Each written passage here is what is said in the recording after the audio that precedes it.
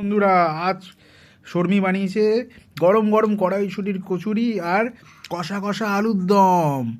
কি লোভনীয় লাগছে! আমার তো খেতে খুব ইচ্ছা করছে, করে আমি খাবো।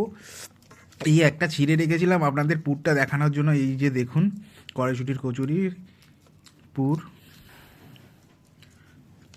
স্টাফিংটা।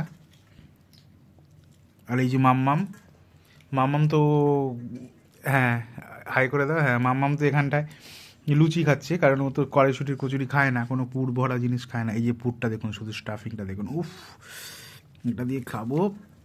এখানে নিলাম, এখান থেকে এক টুকরো, একটু আলু আর একটু কড়াইশুটি নিয়ে নিলাম। নিয়ে বন্ধুরা,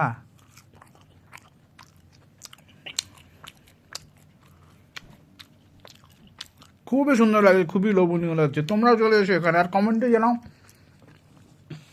তোমরা কড়াইশুটি কচুরির সাথে কী খেতে ভালোবাসো? আলুর দম নাকি ছোলার ডাল না ঘুগনি? কোনটা বেশি খেতে ভালোবাসো? টাটা।